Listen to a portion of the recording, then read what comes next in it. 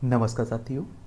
जब हम लोग देश की राजनीति की बात करते हैं और खासकर बिहार की राजनीति की बात करते हैं तो इसमें अगर हम लोग नीतीश कुमार के बारे में बात ना करें तो मुझे लगता है कि ये असंभव है। और आप देखिए कि बिहार की राजनीति के चाणक्य माने जाते हैं कौन? नीतीश कुमार।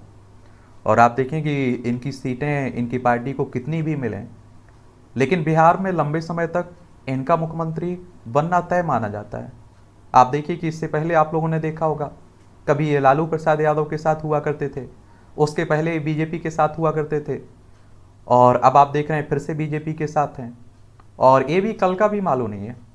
आज आप लोग अगर ये क्लास देख रहे हैं, कल हो सकता है कि ये लालू प्रसाद यादव के साथ मिल जाए। कोई कहना, ये कहा जाता है, कई राजनीतिक विश्लेषक कहते हैं कि नीतीश कुमार क्या सोचते हैं कोई व्यक्ति ये सोच भी नहीं सकता है।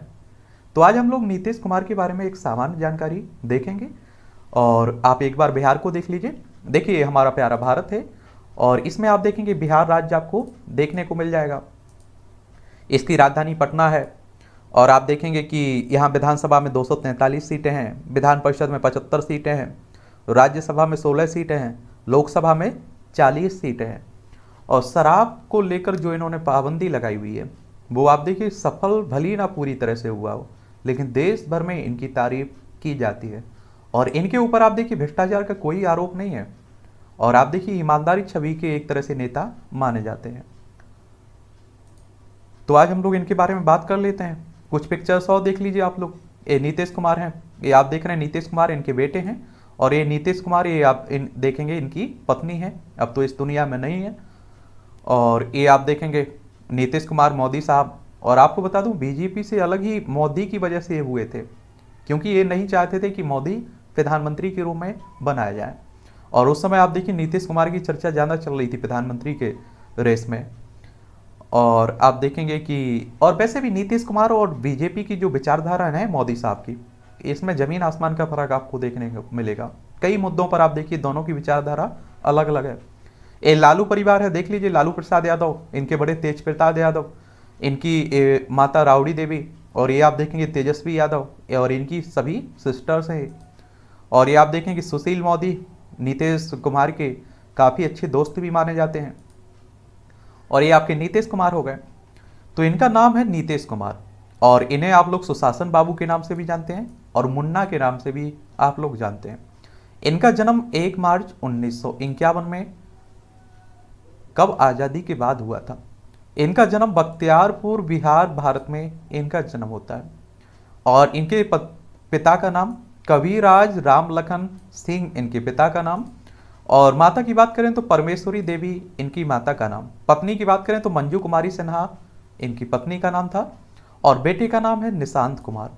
क्या है? निशांत कुमार। विद्यालय अगर हम लोग इनकी शिक्षा की बात करें तो श्री गणेश हाई स्कूल बख्तियारपुर पटना से अपनी शुरुआती शिक्षा लेते हैं।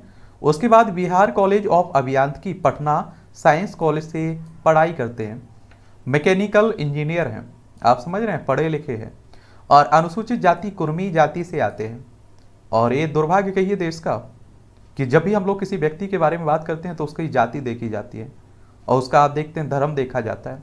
तो मुझे लगा कि इनकी जाति के बारे में भी बता देना चाहिए। अनुसूचित जनजाति से आते हैं, कुर्मी से आते हैं। और देखिए कुर्मी कई जगह आप देखेंगे ओबीसी में कई राज्यों में देखने को मिलेगी, कई जगह आप देखते हैं कि एससी में देखने को मिलती है, अनुसूचित जाति में। और इनका काम आप सभी जानते हैं कि राजनेता हैं और बिहार के वर्तमान में मुख्यमंत्री भी हैं। जनता दल संयुक्त इनकी पार्टी है जेडीयू। और पसंदीदा नेता राजनेता इनके जयप्रकाश नारायण हैं। आप लोगों को एक और बात बता देता हूँ, इंदिरा गांधी का समय आप लोगों ने सुना होगा 1975 से 77 के बीच हमारे देश में राष्ट्रीय आपातकाल लगाया गया था। इंदिरा गांधी के समय इमरजेंसी, तो उस समय आपने जयप्रकाश नारायण का आंदोलन हुआ और आप देखिए कि उसी आंदोलन से निकले हुए सभी नेता हैं, चाहे नीतीश कुमार हो, लालू प्रसाद यादव हो, फिर चाहे आपके सुशील मोदी हो, इस तरह के तमाम नेता उस आंदोलन से निकले थे।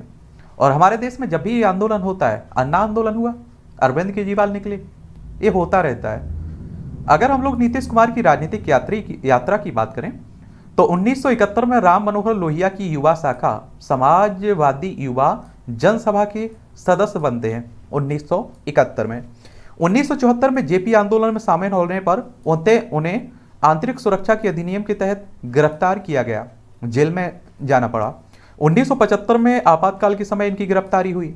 1985 में बिहार विधानसभा के सदस्य बनते हैं। और आप सभी जानते हैं कि अगर आपको विधायक बनना है तो आपकी उम्र कम से कम 25 साल होनी चाहिए। और विधायक का चुनाव, एमएलए का चुनाव डायरेक्ट जनता के द्वारा होता है। अगर आपकी उम्र भी 18 साल हो चुकी है तो आप भी वोट डालने जाते होंगे और मतदाता सूची में आपका नाम भी जुड़ चुका होगा।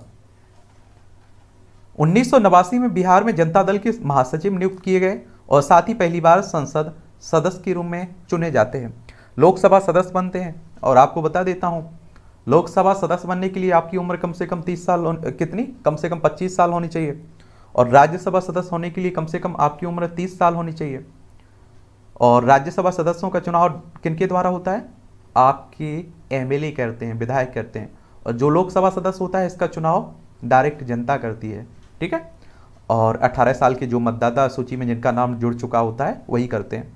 1990 में केंद्रीय कृषि और सहयोग राज्य मंत्री बनते हैं केंद्र में। 1999 में वे केंद्रीय भूतल परिवहन मंत्री बने।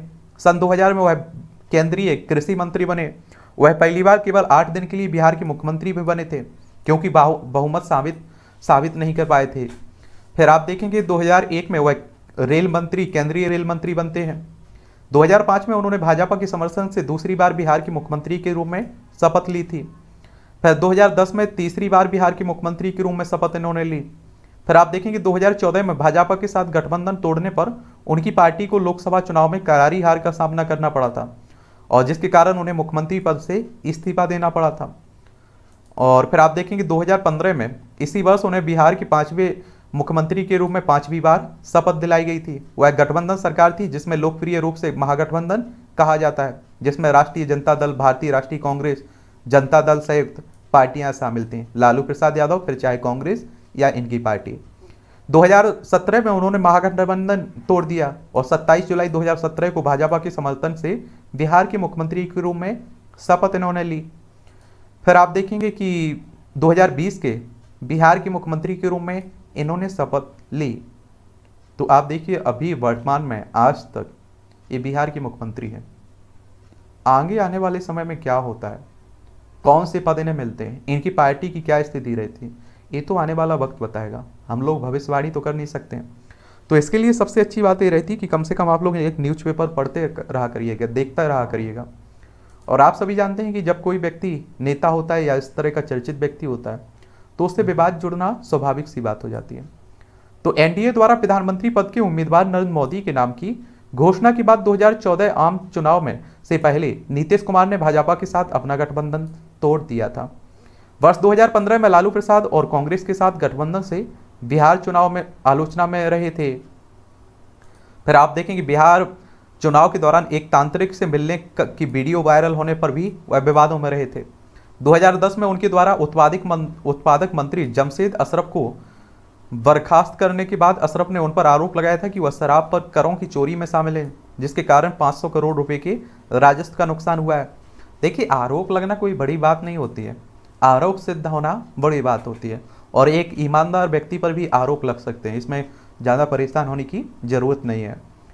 बिहार के मुख्यमंत्री की नियुक्ति और बर्खास्तगी में जीतन राम मांझी ने नीतीश कुमार पर विवादास्पद टिप्पणियां भी की थी और राजद और कांग्रेस के साथ गठबंधन तोड़ने पर उन्हें 24 घंटे में बिहार सरकार बनाई और भाजपा का समर्थन किया। तो पहले से ही इनका कुछ चल रहा था बीजेपी के साथ तालमेल।